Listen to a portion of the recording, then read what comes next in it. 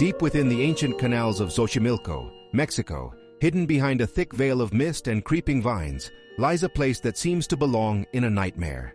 It is known as Isla de las Muñecas, the Island of the Dolls. Here, thousands of decaying, sightless dolls hang from the trees, their plastic eyes watching your every move. But the true horror isn't just what you see. It's the dark story of the man who put them there. The story begins in the 1950s with a man named Don Julian Santana Barrera. For reasons no one truly understands, Julian abandoned his wife and children to live a hermit's life on this small, isolated island. He wanted peace, but instead, he found a haunting that would last a lifetime. Shortly after his arrival, Julian made a gruesome discovery. He found the lifeless body of a young girl floating in the dark waters near the shore. Despite his desperate efforts, he couldn't save her. Moments later, he saw a plastic doll floating in the same spot. Believing it belonged to the dead girl, Julian picked it up and hung it from a tree, partly as a tribute, and partly to appease the restless spirit he felt suddenly surrounding him. A descent into madness.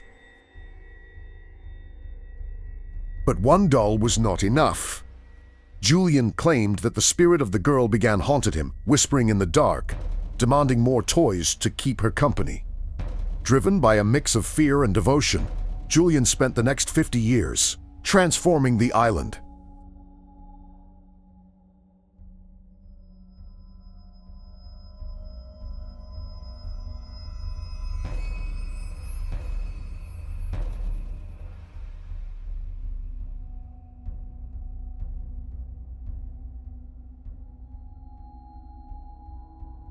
He scavenged trash heaps for discarded dolls. He fished broken limbs and headless torsos out of the canal.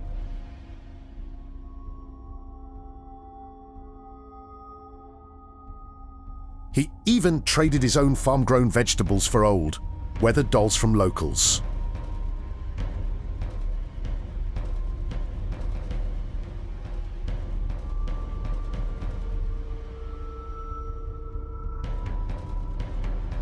He never cleaned them.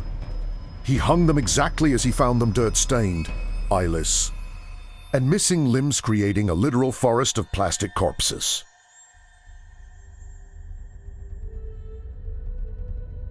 The prophecy and the fatal end. The most chilling part of this tale is how it ended. In 2001, after 50 years of living among his dolls, Julian was fishing by the shore with his nephew. He turned to the boy and said, "The spirits in the water are calling for me. They want me to join them." His nephew left for a brief moment, and when he returned, he found Don Julian dead. He was floating face down in the water at the exact same spot where he had found the little girl's body 5 decades earlier.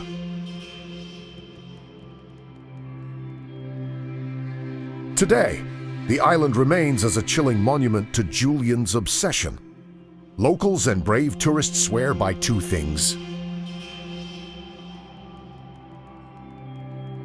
1. At night, the dolls can be heard whispering to each other in the wind.